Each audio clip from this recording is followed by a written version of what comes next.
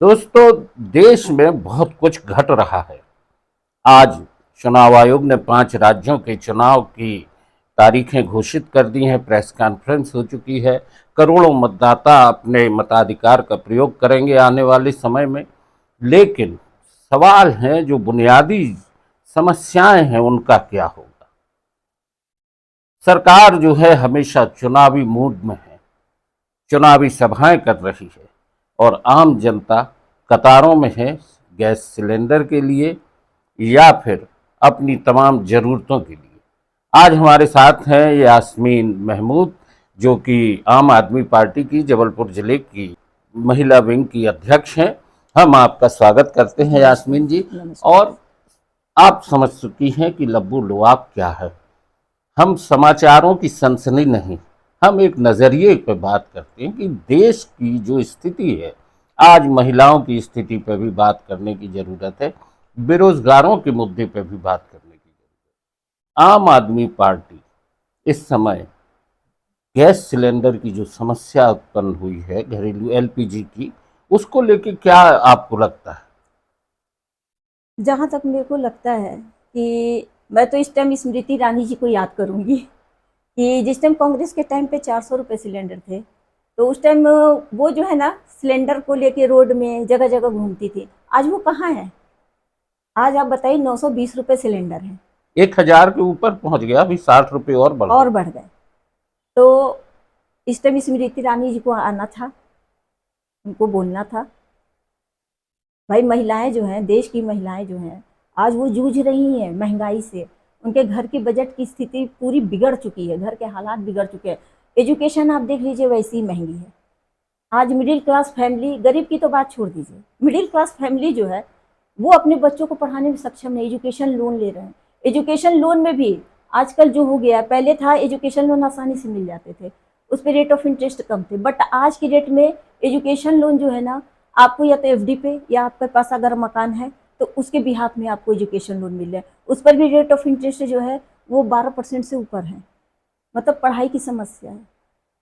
घर में टमाटर कभी 200 रुपये 250 रुपये हो जा रहा है, कभी प्याज 250 रुपये 200 रुपये हो जा रहा है। खाने पीने के लिए सोचना पड़ रहा है। जो दाल कभी 40 रुपये किलो मिलते थे, आज आप देख लीजिए 160 रुपये 170 रुपये किलो। कैसे चलेगा? हम मध्य प्रदेश की बात करते हैं। जिस तरीके से जब चुनाव आए थे तो डबल इंजन की सरकार बनाएं और प्रदेश का विकास करें, ये बात कही गई जी। आज की स्थिति में मध्य प्रदेश में अगर हम देखें, लाडली लक्ष्मी, लाडली बहना का नाम लेके उसकी योजनाओं का लाभ उठाया, सरकार बन गई और लगातार भाजपा की सरकार लगभग 20-25 वर्षों से मध्य प्रदेश में जी जी। महिलाओं की स्थिति पर हमेशा सवाल उठते रहे। महिलाओं की स्थिति तो मध्य प्रदेश में सबसे ज़्यादा खराब है।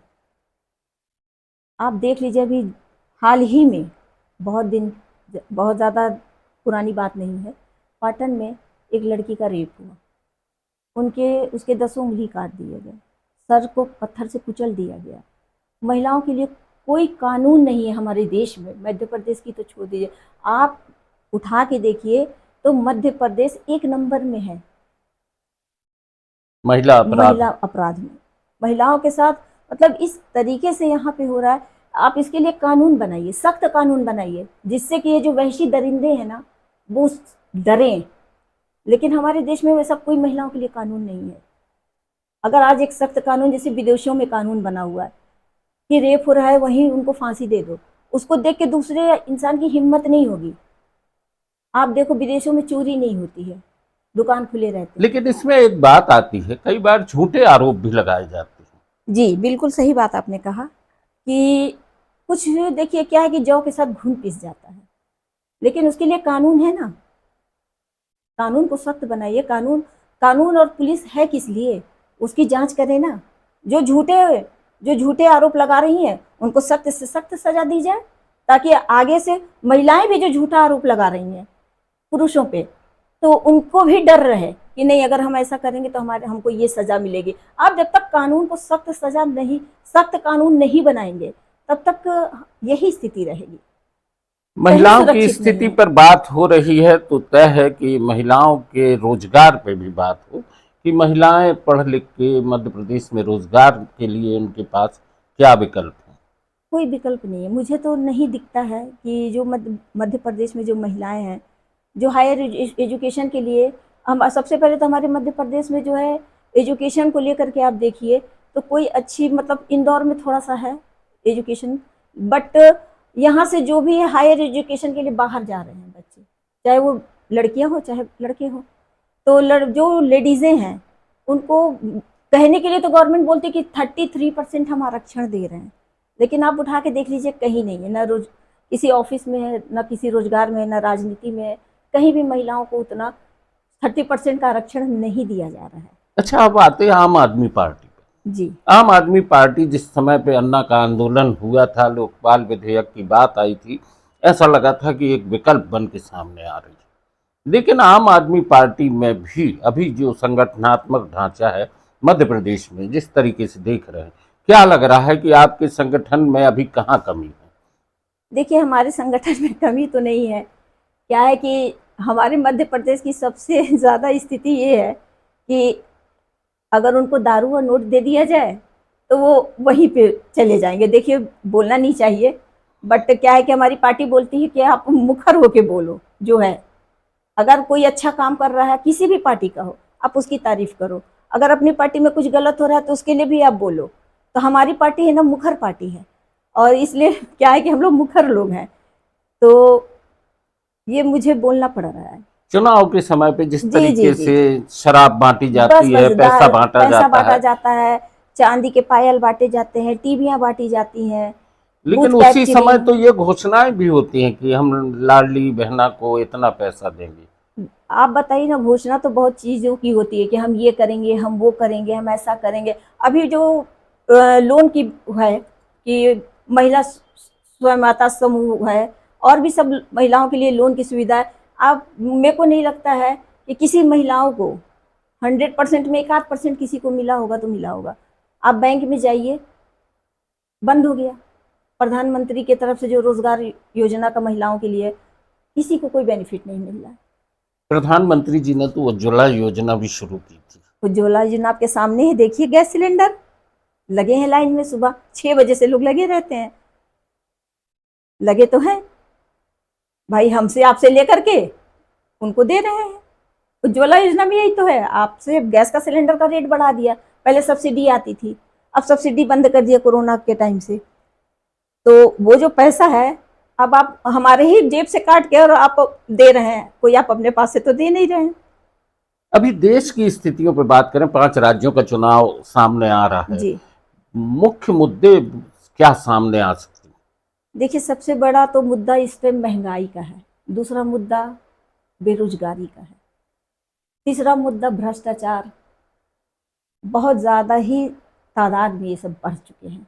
इंडिया अगेंस्ट करप्शन एक आप लोगों का आंदोलन हुआ था, जी अन्ना आंदोलन के जी जी दौरान जी वो उतना लग रहा था कि लोग जुड़ गए हैं, युवाओं की एक बड़ी फौज सामने थी। टी शर्ट पे लिख के लोग, बच्चे निकलते थे कॉलेज के, और स्कूलों के बच्चों को भी जोड़ रखा था आप लोगों ने। जी। वो मुहिम आखिर ढीली पड़ गई। इस मुद्दे पे मैं यही बोलूँगी कि वो ढीली तो नहीं पड़ी, लेकिन हाँ, थोड़ा सा हुआ है कम। इसके पीछे रीज़न है, आप देखिए ना, आज हमारे अरविंद जी जिस भी जो मतलब जो सच्चाई है, जब वो अपनी आवाज़ उठाते हैं, आज के डेट में आप देखिए कि जो सच बोलते हैं उनको जेल में डाल दिया जाता है, उनमें ईडी का, सीबीआई का छापा डाल दिया जाता है। अभी सोनम वांगचुक वाला मामला सामने आया। जी, आप देखिए 6 महीने उनको, वो एक बहुत ही बड़े सोशल एक्टिविस्ट हैं, सोशल वांगचुक जी। हम लोग उनकी बहुत इज्जत करते हैं, सम्मान करते हैं। वो, उनका जो भी उनने मुद्दा उठाया, जो भी उनने बोला, आप बताइए कहाँ से गलत है? लेकिन जो सच बोलेंगे उनको जेल मिलेगा। तो भाई, जिसके पीछे परिवार है तो अपने परिवार को चलाने के लिए थोड़ा सा तो ढीले होंगे ही होंगे, थोड़ा सा अच्छा, हटेंगे ही। देखें, आम आदमी पार्टी के लोगों पर भी भ्रष्टाचार के आरोप लगे थे, शराब घोटाले के मामले के आरोप लगे थे, केजरीवाल जी पे भी, मनीष सिसोदिया जी पे भी, सत्येंद्र जैन पर, संजय सिंह भी इसी घेरे में थे। जी। अब सब बरी हो गए। सांच को आँच नहीं। और आज भी हमारे देश में का कानून जिंदा है, संविधान जिंदा है।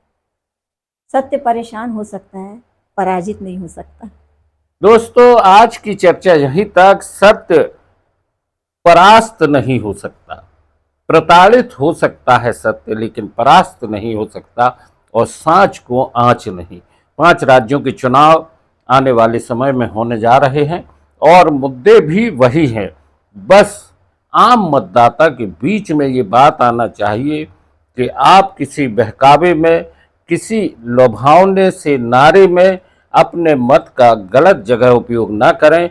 देश के संविधान को बचाएं और हमारे जो देश की बुनियादी ज़रूरतें हैं उनको लेकर अपना मतदान करें, अपनी सरकार चुनें, ताकि हम एक बेहतर भारत का निर्माण कर सकें।